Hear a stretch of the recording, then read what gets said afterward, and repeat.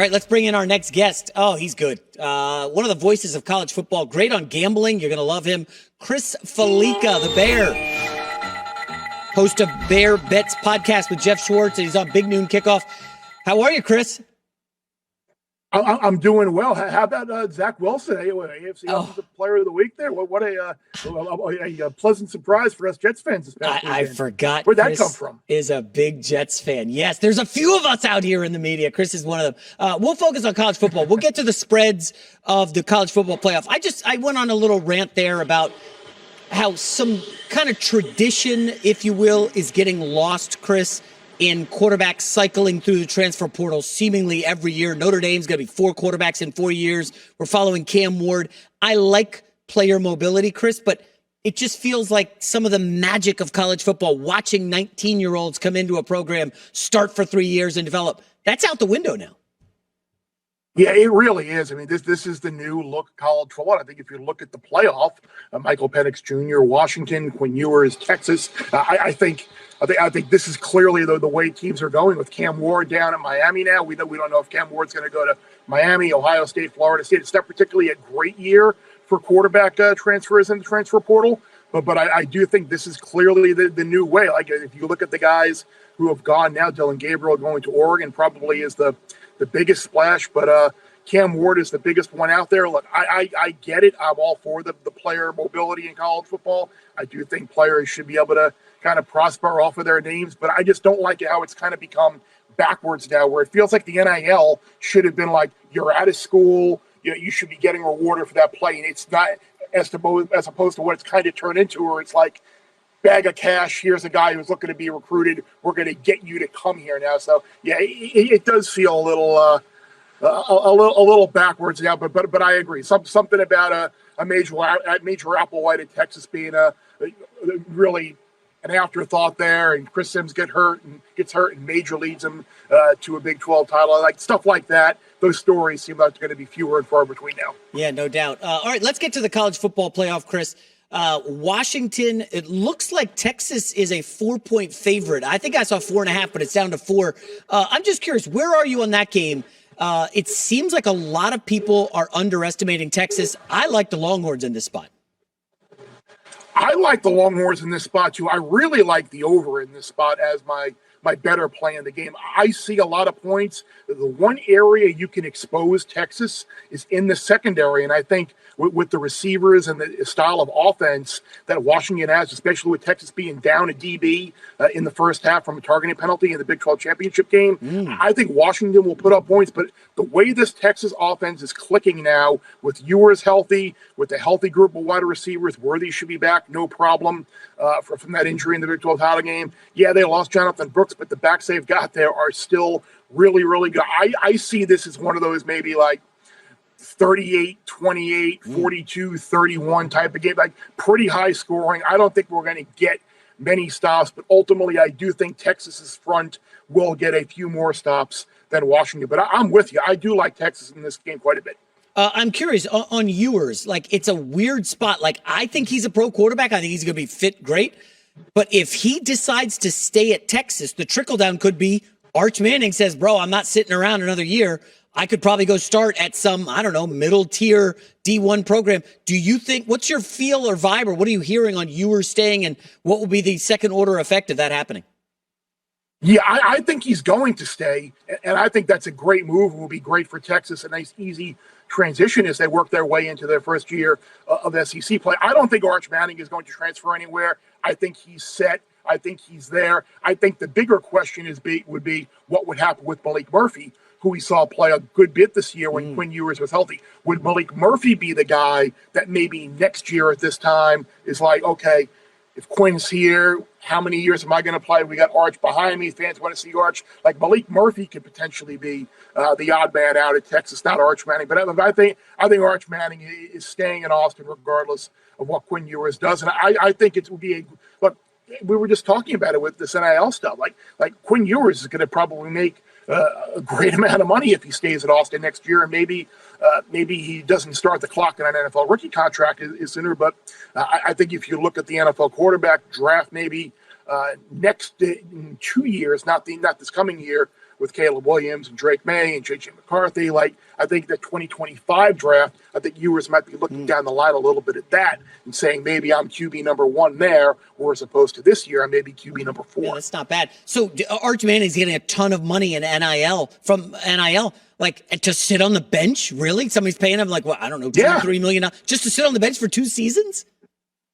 Yeah, but I think he probably went into this knowing that he was going to be behind Quinn Ewers, and I think he's the type of kid, and the family certainly doesn't need the NFL contract money.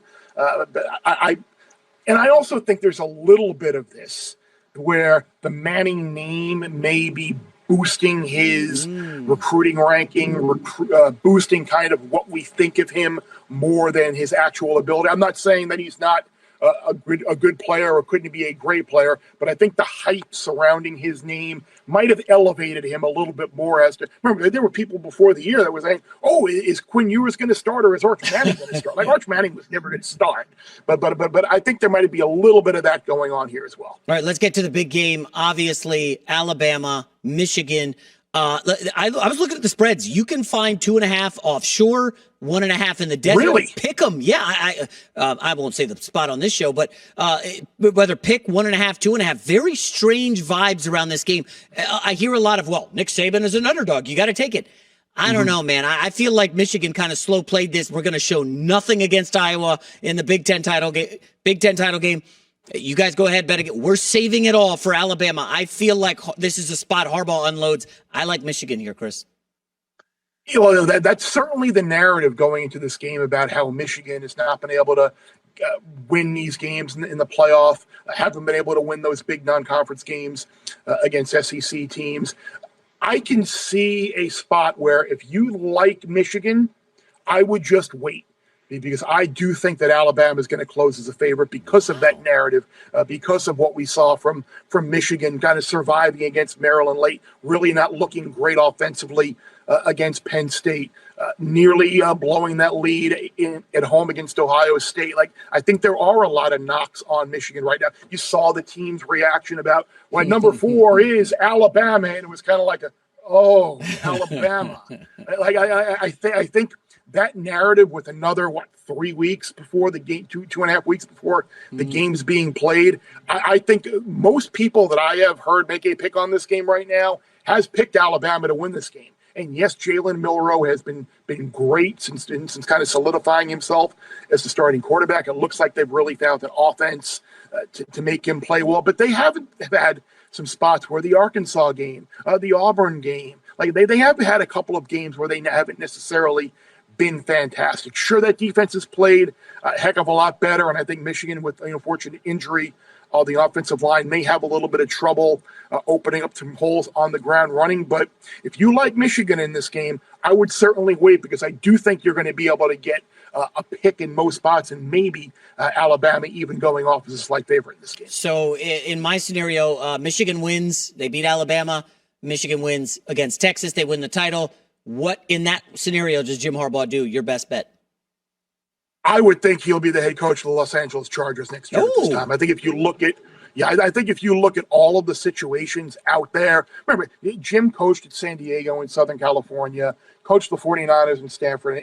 This is a spot for him, I think, where he can land. You get a great situation with a great stadium. You get Austin Eckler, you get Justin Herbert, you get Joey Bosa. Like there is a lot to work with the Chargers. But I think the writing's on the wall. I think we all know that Brandon Staley's days are going to be numbered with that team off of the disappointing season that they've had. I think the ultimate landing spot for Harbaugh will be the Chargers, and I think that's probably of anybody looking for a job this year. I know people say the Bears because of having that number 1 pick and having their pick as well. I don't see that as potentially a spot for him.